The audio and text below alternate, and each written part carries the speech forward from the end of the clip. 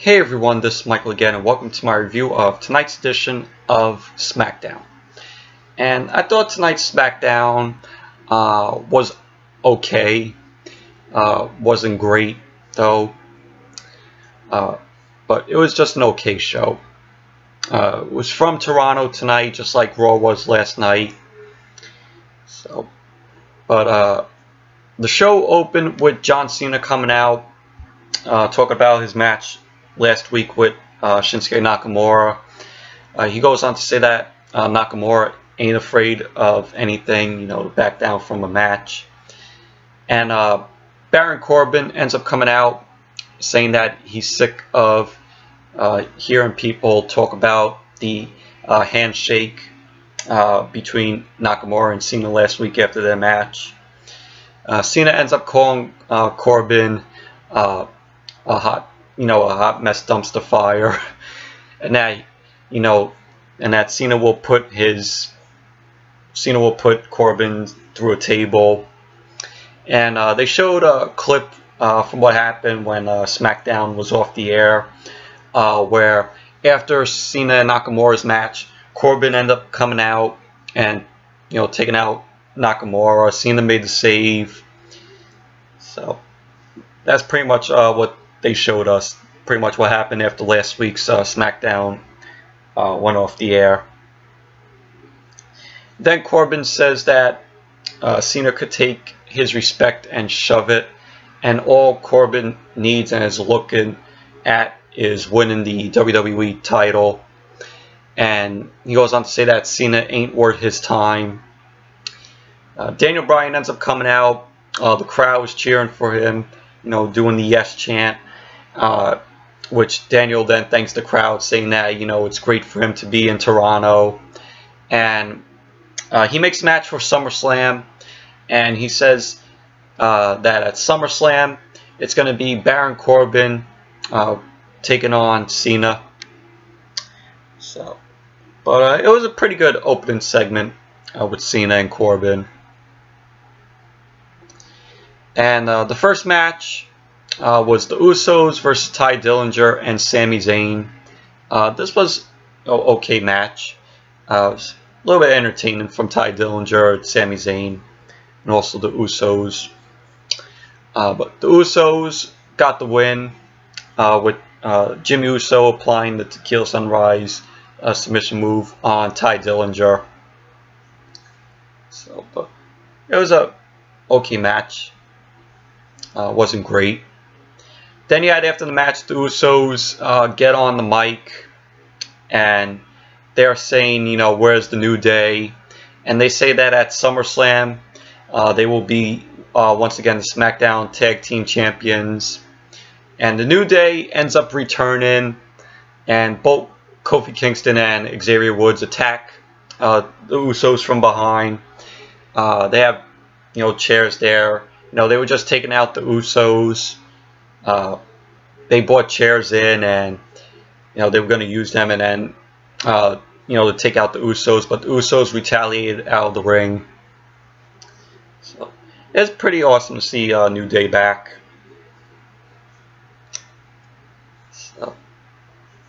And then after that, we had Renee Young interviewing Randy Orton about Jinder Mahal. Also, Randy Orton was talking about Rusev. But Orton says that, Jinder Mahal in their match tonight, he says that Jinder won't get away without the Singh brothers at ringside. So it was a little interview with Randy Orton. Then after that, we had the stupid Fashion Files thing. I'm like, when are these going to stop? When are these going to stop? Who even cares about these segments? It was just, we find out that Fandango was kidnapped by aliens. I'm like, and apparently I read that these segments are becoming a trend. Everybody likes these segments. I'm like, what is there to like about these segments? These segments are stupid. They're fucking stupid. But yes, that's just me. That's my opinion though. if you enjoyed these these fashion file segments with Breezango, that's fine. So, but to me, I think they're just stupid. And then after that, we had Charlotte versus Lana. Pretty pointless match. It was just Charlotte just, you know, just taking the hell out of Lana, just, you know, going at it, and pretty much Charlotte dominating through the match, but she won the match with the figure 8 locked onto Lana. So it was pretty much a Charlotte easy win for Charlotte. So all in all, it was, you know, meh kind of match. Then we had Shane McMahon coming out. He brings out Kevin Owens and AJ Styles.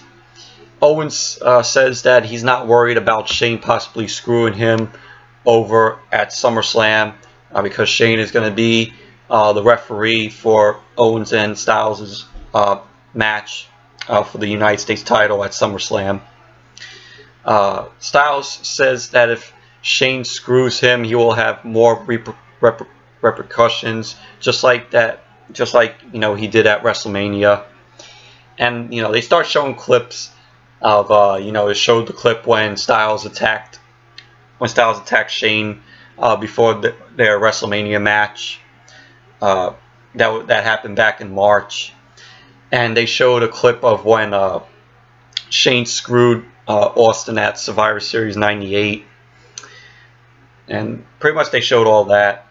And Shane says that he's going to call the match down the middle, and he will only get involved if, you know, he has to.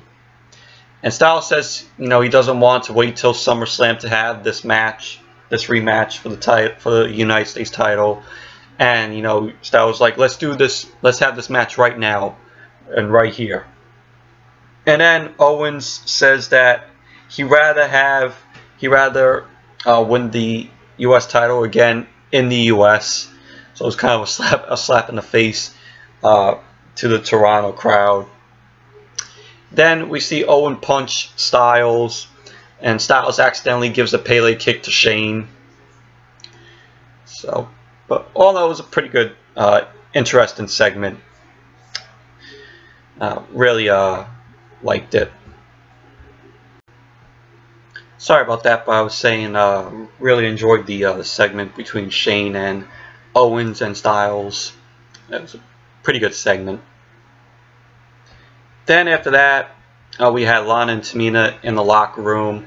Tamina was telling Lana that she will never be good as her, and Lana tells Tamina that she will never be ravishing.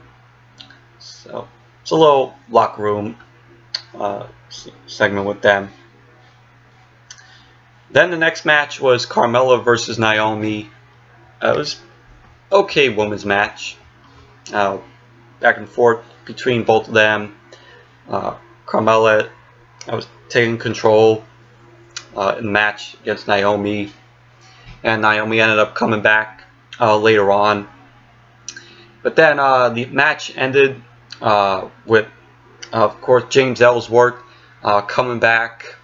You know, he comes in and pushes Naomi off the top, and it gave Carmella, you know, a chance to kick Naomi, and then Carmella ended up winning the match. So, you know, happy to see Ellsworth back, you know, just for the comedy. So then it was, you know, it was an okay match, okay women's match between both of them. And then we saw Carmella, James Ellsworth, and Natalya backstage. Natalya was very unhappy that, you know, Ellsworth is back, and she tells them both to stay out of her way at SummerSlam. And, you know, if Carmella doesn't, she's gonna, you know, have a chin just like, you know, James Ellsworth. What Natalya said to her.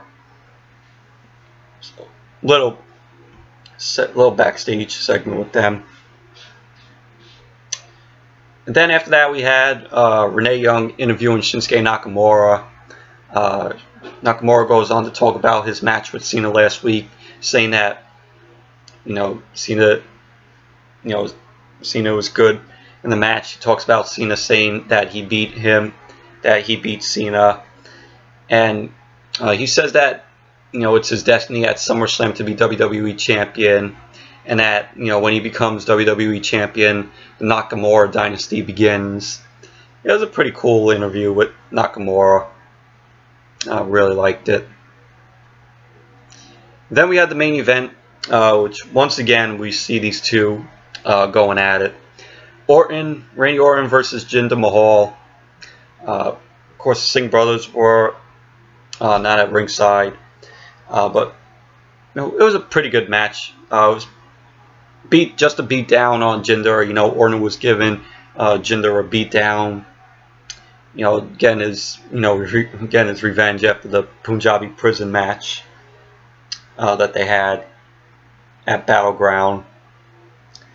So, but it was a good match. Randy Orton got the win with a RKO. So it was a good main event. Enjoyed it. And then when SmackDown went off the air, we saw Randy Orton just walking up the ramp onto the stage. And then right when SmackDown is going off the air, we see Rusev come out and then just kick Orton, and so it just cut off right there. We'd like to see what have happened after it went off the air. But yeah, so that's how it ended tonight on SmackDown. So yes, anyways, that's it for my review of tonight's edition of SmackDown. Thank you all for watching. Be sure to give this video a thumbs up, comment, subscribe, and I'll see you all back tomorrow night for my Lucha Underground review. So until that review tomorrow night, I'll see you all back here tomorrow. Bye.